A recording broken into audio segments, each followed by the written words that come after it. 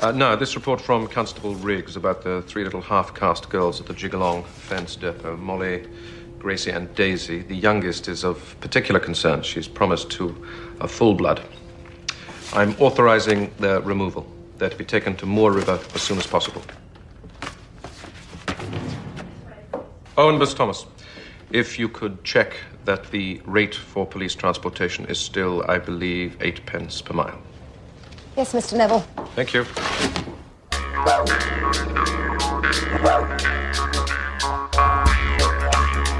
G'day guys and welcome to Aussie English. My objective here is to teach you guys the English spoken down under. So whether you want to speak like a fair income Aussie, or you just want to understand what the flippin' hell we're on about when we're having a yarn, you've come to the right place. So sit back, grab a cuppa and enjoy Aussie English.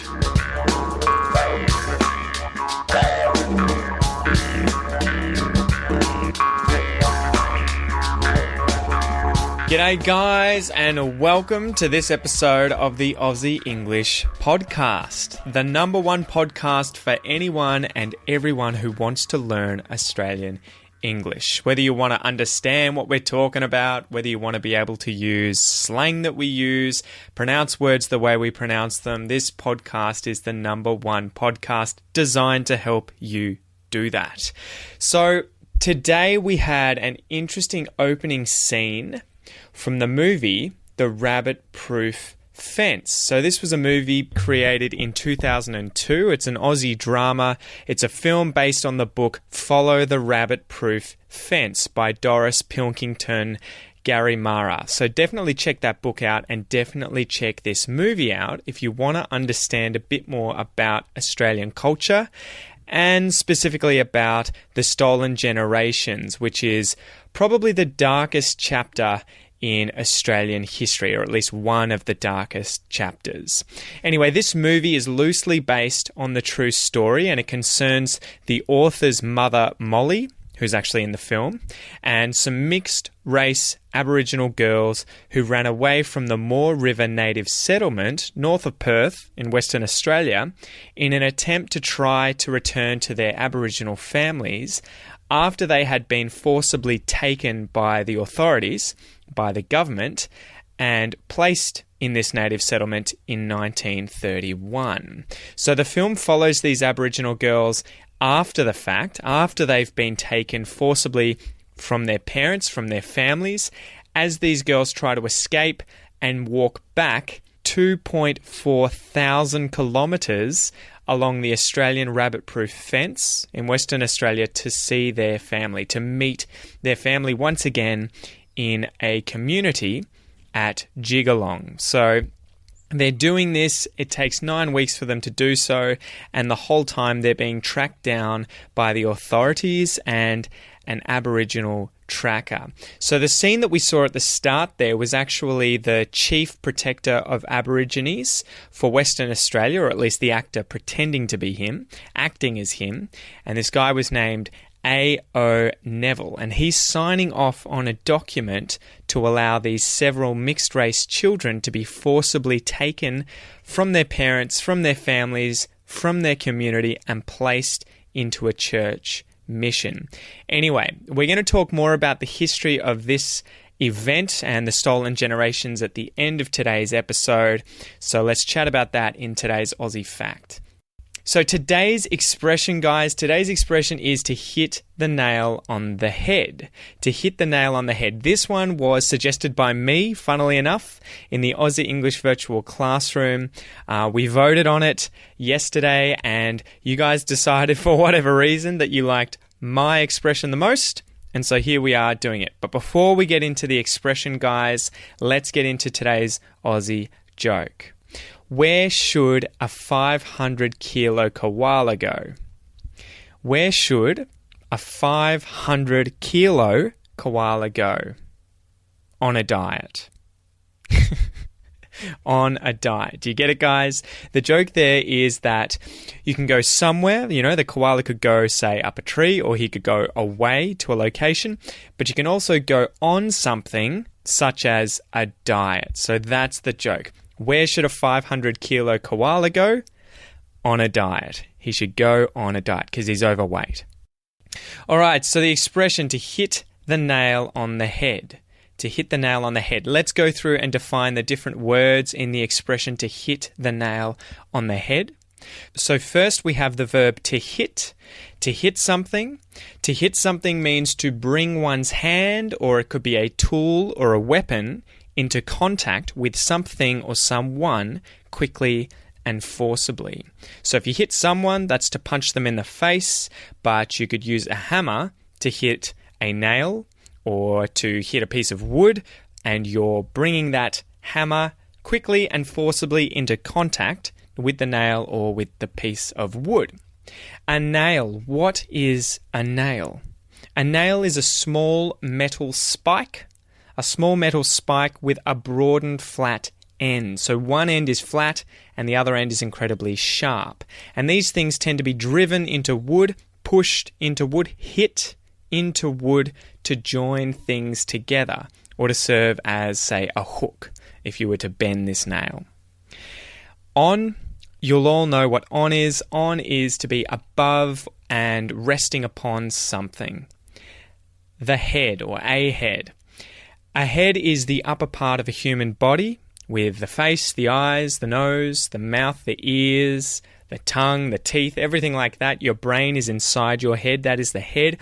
But we can use this to also refer to, say, the top of something, the uppermost part of something. So therefore, the head of a nail is the very top of a nail, as if the nail was standing up and it was the same as a human body, or it was representing a human body. The head on a human would be the very top part of the nail, the head of the nail.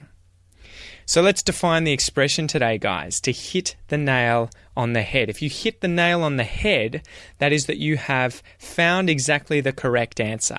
You found the right answer. You were exactly correct. And it can be to say or do something that is absolutely correct. Okay, so to hit the nail on the head is to be correct, or it's to say or do something that is absolutely correct.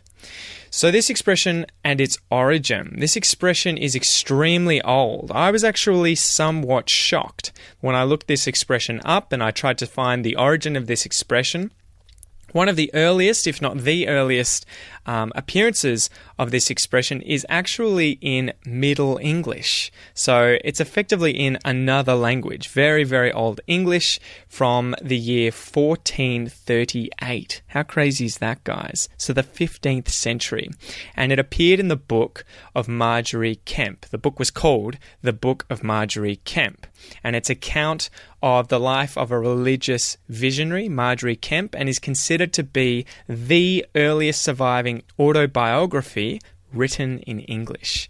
So just for something a little different, I've actually got the passage here, or the sentence here, written in Middle English, and I definitely recommend that you guys have a look at the writing. If you're listening to this now, download the transcript and have a look at the writing, because it is quite weird to see this, because a lot of these words sound the same, or at least represent the same words, but the spelling has changed from Middle English to Modern English. So I'm going to try and read it as I guess I would say this, but yeah, definitely check it out because it's pretty interesting.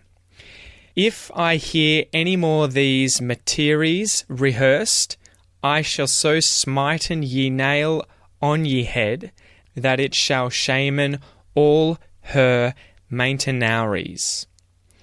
I've probably completely butchered the pronunciation there, as I have no idea how to pronounce Middle English, but check it out. In modernized English, though, this passage reads, if I hear any more these matters repeated, I shall so smite the nail on the head that it shall shame all her supporters. So it's pretty interesting. If I hear any more these matters repeated, if I hear any more these materies rehearsed, that was the Middle English, I shall so smite the nail on the head, I shall so smiten ye nail on ye head, that it shall shame all her supporters, that it shall shamen all her mainten wearies. Anyway, let's go through the examples for today's expression, guys. So a classic example for me, and when I would use the expression to hit the nail on the head, is when I'm giving my private lessons to students. So I give my private lessons to students. We're practicing English. They tend to practice their pronunciation in our private lessons quite a bit. And when they get it correct, I often tell them, you got it perfect, you nailed it. And I might say, you've hit the nail on the head, mate. Great job. You've hit the nail on the head. You got that correct. And if they really shock or surprise me with how much they nailed it, I might say, "Struth, mate," which is a way of showing shock or surprise. "Struth, mate, you hit the nail on the head." Struth. Example number 2. So imagine your mate's about to buy a second-hand car. So your mate's trying to buy a second-hand car. He wants to go on a bit of a road trip. He's interested in buying a wagon, which is a car with a lot of room in the back. The kind of car you'll see people doing road trips in, where they can put a mattress and a lot of gear in the back, whether it's esquis, whether it's camping gear, all that sort of jazz. So he buys a wagon, could be a Holden or a Ford, and maybe you're unsure why he went for those two brands.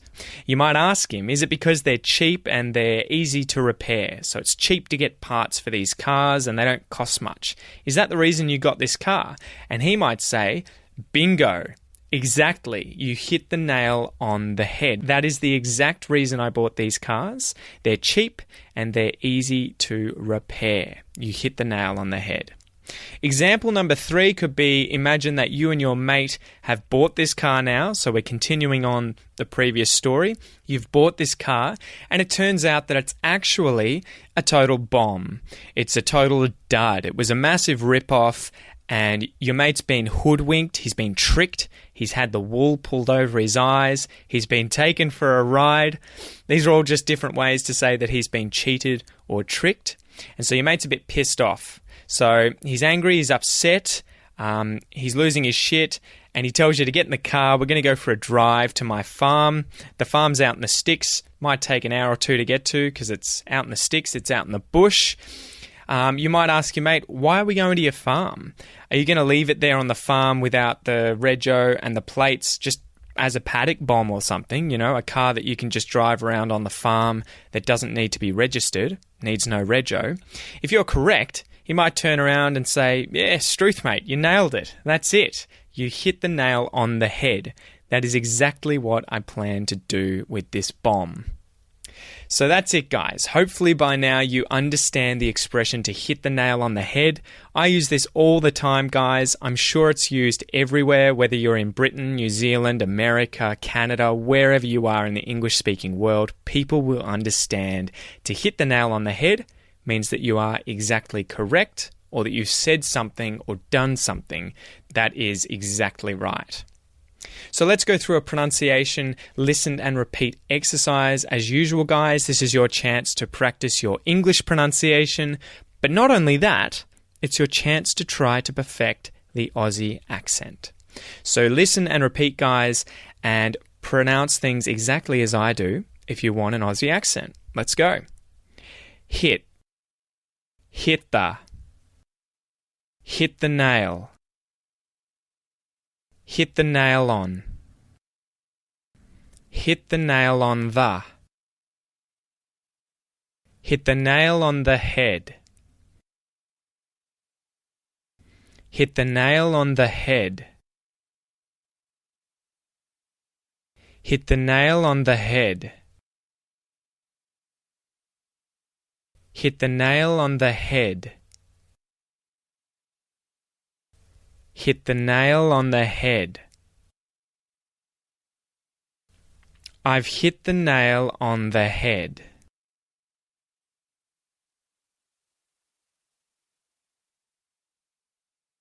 You've hit the nail on the head.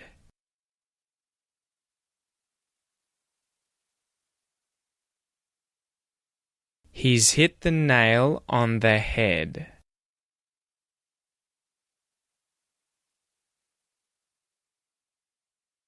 She's hit the nail on the head.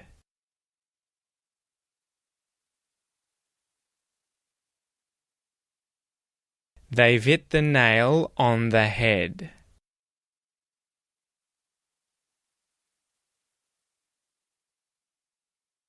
It's hit the nail on the head.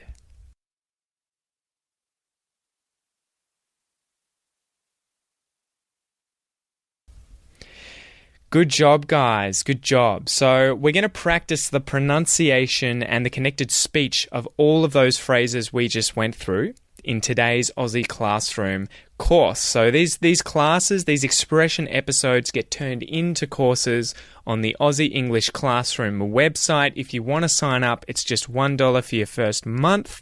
You can give it a go. You get a heap of lessons, usually 6 lessons with each of these expression episodes on the podcast. I give you vocab lists, I break down the slang, I give you some phrasal verb substitution exercises to practice those difficult phrasal verbs and learn synonyms for them. And then I also break down the pronunciation as an Australian, as well as the connected speech, so the interesting stuff that goes on that might be pretty subtle when you're just listening. And then we often go through grammar. So if you want to give that a go to theaussieenglishclassroom.com and enroll. It's just $1 and you can start leveling up your English today. Anyway, guys, let's go through today's Aussie fact and then we can finish up. So today's Aussie fact ties in with the Rabbit Proof Fence movie and the excerpt that you heard from the movie at the start of this episode. And I want to talk about the stolen generations or the stolen children.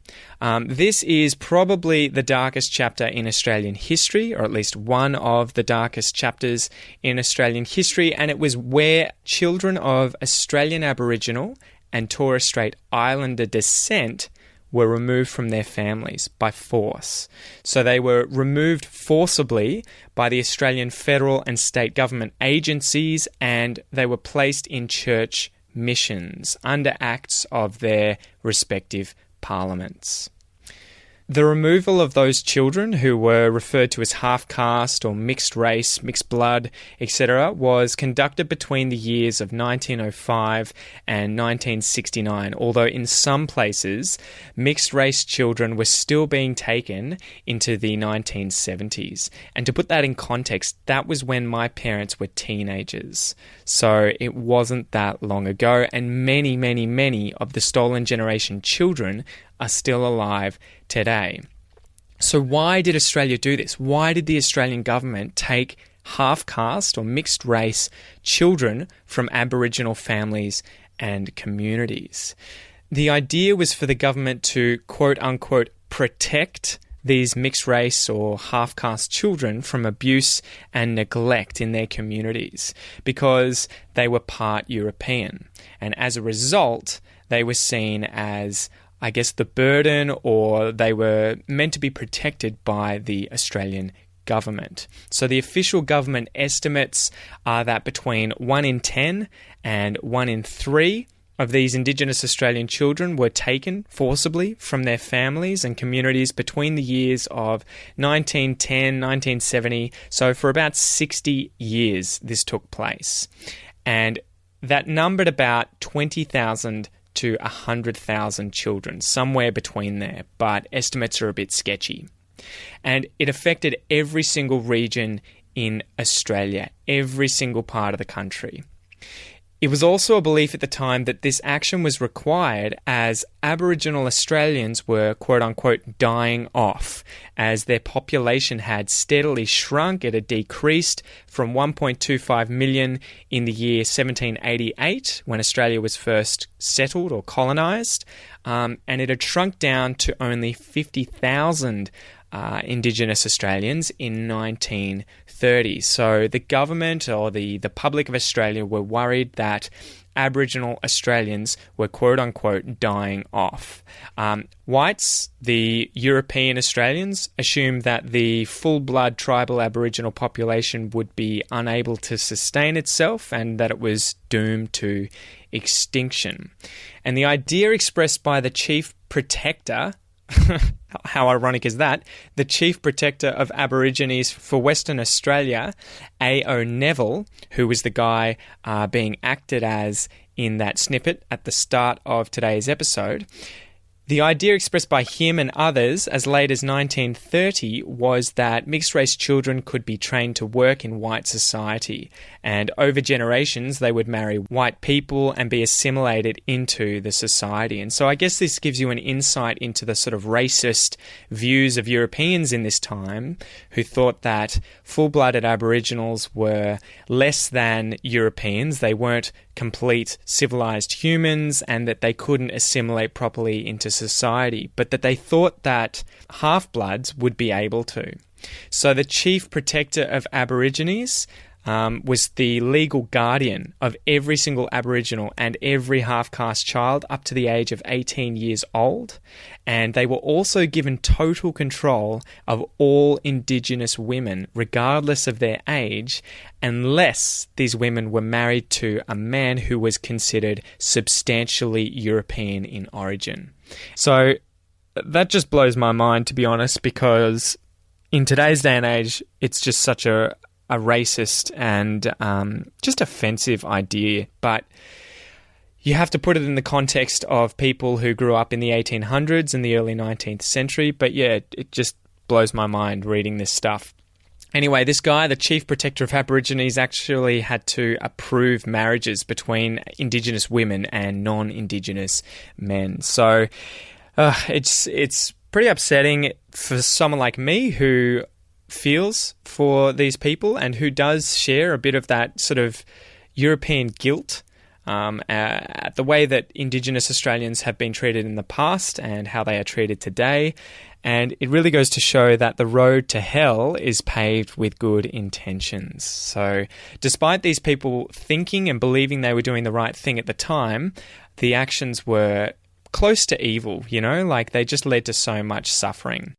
So European Australians believed that their civilization was superior to that of Indigenous Australians in this time, and people in this period of time who held these beliefs too considered any proliferation of mixed descent children, who were known as half-castes, crossbreeds, quadroons, which is someone who is 1/4 black, and octoroons, who is someone who is 1/8 black. And I laugh there because these terms I don't even know. And I would imagine these terms are now considered highly derogatory and offensive to Indigenous Australians, but that's how they were referred to in this time. And these people believed that any proliferation of these children would be a threat to the nature and stability of the prevailing civilization, of Western civilization, and the heritage, the racial heritage of Western civilization. So that's just how racist sort of that entrenched and ingrained opinion of Aboriginals was back in this time. Strangely enough, this wasn't just the belief of a few men. It was a response to public concern as well over the increase in the number of mixed descent children and the sexual exploitation of young Aboriginal women by non-Indigenous men, as well as fears among non-Indigenous people of being outnumbered by a mixed descent population. So there's that racism again. So the Northern Territory Chief Protector of Aboriginals, Dr. Cecil Cook, he argued that, quote, everything necessary must be done to convert the half-caste into a white citizen, end quote. And Walter Baldwin Spencer reported that in the 1920s, many mixed descent children were born to Aboriginal women and white fathers. And these white fathers had actually worked on the construction of the Garn, which is a railway that goes from Adelaide to Darwin, I believe. And these men, whilst working on it, were obviously hooking up with Aboriginal women, making them pregnant, and then just disappearing and leaving these children when the project was completed. Anyway, guys, that is long enough for today's episode. I hope you enjoy this Aussie fact. I hope it gives you some insight into the stolen generations, one of Australia's darkest chapters in our history. And I will see you in the next episode. Peace out, guys. G'day, mate. Thanks for listening to this episode of the Aussie English Podcast. If you wish to support the podcast and help me keep bringing you content, you can do so via my Patreon page. Remember, it's my mission here at Aussie English not only to help you understand Australian English, but to speak it like a native. If that's your goal, make sure you enroll in the Aussie English Classroom, guys, where you'll get all the bonus content for today's episode designed to improve your English even faster. Have a ripper of a day, and I'll see you in class.